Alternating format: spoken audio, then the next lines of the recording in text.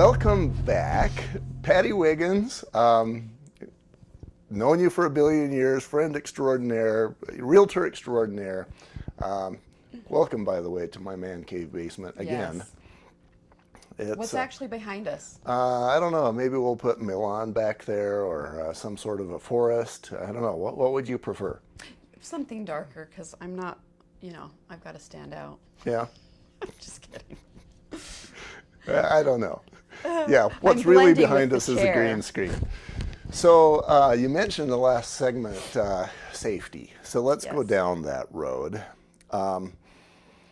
How do you deal with, let's say that you're showing a home to a guy, his wife is not around. I'm sure this scenario has happened. Actually, rather than me paint the scenario, why don't you just go down your list of personal experiences? I don't show a home to a guy, to a man, alone. Okay. You just don't. No, unless he's my neighbor. And that's scary as well. Our kids go to school together, things like that. But if I do, even in that case, I will, there's the follow me, where I am app on your iPhone. I click that every time to my husband. I'm going to show a home, not met these people, or it's so-and-so, follow me. And he can see exactly if I get off track, how long I'm at the house, when I leave the house. And it might sound stalkery about my husband, but it's safety for me. And if I show up and I'm expecting the husband and wife, and there's only the husband there, it's on the phone. It's not just follow me, it's, go through the house. And it's hard for me to have to stand outside or something while they look in the house, because I want to see it too. It's really bad. So a lot of times we'll be on the phone together. So you will actually be outside the house on the phone with the wife while he's going. Well, if the wife doesn't show up, if only the husband shows up. Okay. But you're not even inside the house on the phone with the wife. I'm outside. You're outside the house. And I'll wander and I'll talk with my husband, and they'll ask questions. So I'll go in sometimes and wander. But for the most part, I don't. But you try to make sure that you're still on the phone so that if anybody, nobody's going to try anything when all you have to do is say help. Yep. And he knows exactly where I am because I'm trackable. So there's that. And then we were just talking, my daughter-in-law actually and my son got their real estate licenses just in case I need their help. If I get busy, they understand the business, they can help. They're going to school, so they don't use their license. But they went to another real estate office, another brokerage. I don't know if you want me to say who it is, but Yeah. and one of the biggest things was the concealed weapon permit. They wanted all of their men and women agents to have their concealed for safety. Would I do that? No. Someone walks around a corner that I'm not sure, and it's like my kid, and I scream and run. I don't think I would ever be able to remember that there was a gun to be able to use. I'd be like, so that may change, but for me, I would seriously forget something and it would shoot my toe off. I'm one of those. So people like that should stay away from guns. Pepper spray maybe, but Yeah. Well, and that to me goes back to knowing yourself. Don't carry a gun that you're not going to be willing or able to use. That makes perfect sense. And then just keep yourself out of the situation that would need that. Yeah. Yeah, and that's what I see you doing. Is you've picked another sort of method to keep yourself safe, other than carrying a gun. I don't drive with them. We drive separately. Once I get to know them for years, we'll probably be in the same car together. The women, a lot of times, yes, she drives while I navigate. Mm-hmm. But for the most part, a new family, new people that I meet, I don't drive with them. They follow. And my husband's always, share location for the day. Mm-hmm. If I'm out the whole day, and he knows where I'm at. Like right now, in your basement, Yeah. your man cave, I am location on.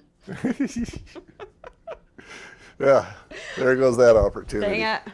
And there is actually a Google app that tracks you regardless every day. For those that have to have Samsung. Sad. I'm just kidding. Just kidding. I imagine Apple does the same, or do they? It's the share location. Mm-hmm. Okay. And it's just a click. My kids do it if they go outside to go get a drink at the gas station, or my kids going back to college in Cedar City. They share location, so I know when they got home. Okay. But they have to physically share the location. Mm-hmm. Okay. I think I win on this one. I've got the non-Apple, and yeah, if my wife wants to know where I was at 12:32, She there I doesn't am. need your permission.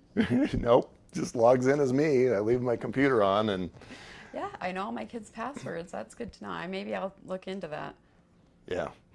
Okay. It's like, you've been sitting at the location on the freeway for how long? Did you go and hide it in a bush?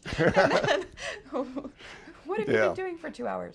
So this is all very helpful if if you're concerned about security, and I guess we all My should husband be. worries more than I do. I'm a little bit more everybody's nice kind of person. I listen to a lot of podcasts. Yeah. And so I hear all the scary stuff, but my husband's very protective. Yeah.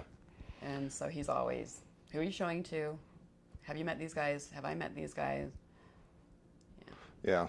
Well, and another thing that you can But do mine is a too, referral-based business as well.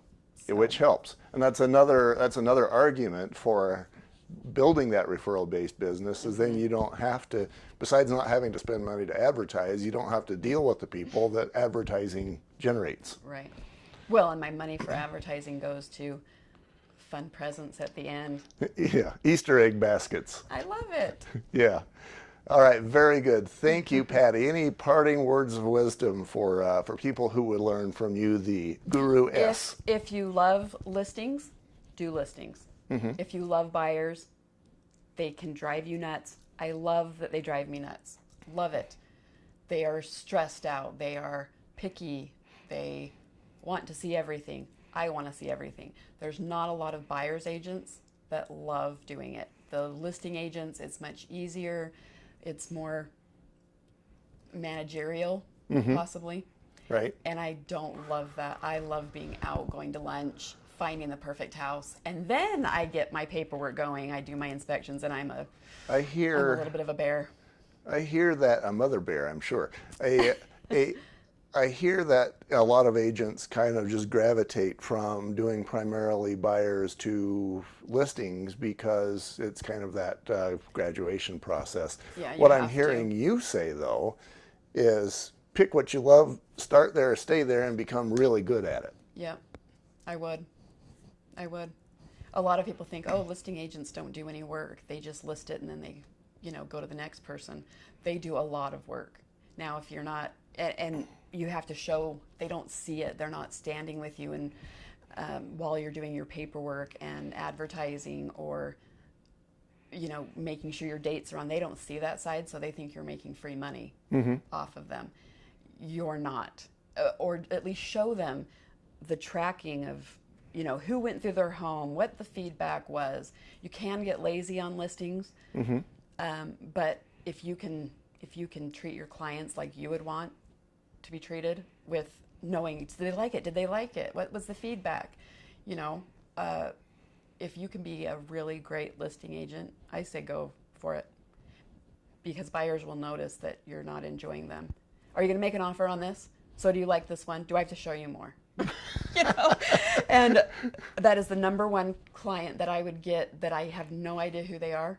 They're a referral from somebody else, but not that I know personally, is, we felt stressed that he showed us or she showed us 2 or 3 homes, and we were a number in his for his salary. It was, this is a great house, you should buy this one, this is fine. You do the inspection, oh, the roof is leaky, you're totally fine, I'm sure you guys can take care of that. No.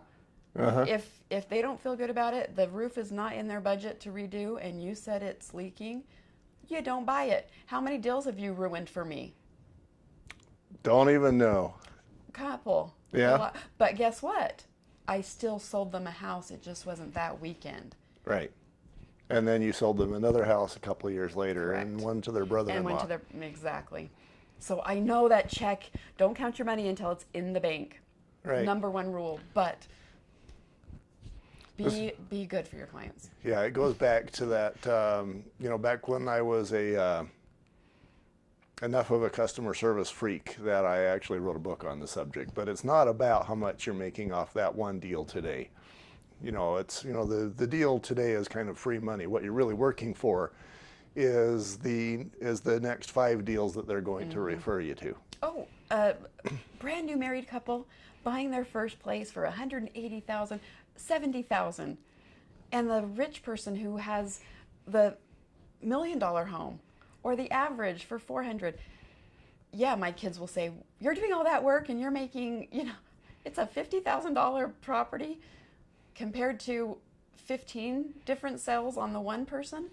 Yeah, for that person, that is a $1 million house. For that person, it's the most they can afford. It is. Well, it's so by you far. treat them the same way, whether it's a $150,000 house or a $1 million home. That is a huge payment for that family, no matter what. And people get when you're serving them to get the paycheck. They feel it. And if you're annoyed that you have shown them more than 10 or 15 or 20 homes and they're still not buying, even if you think you're hiding that, you're not hiding that. 38 homes in 3 days.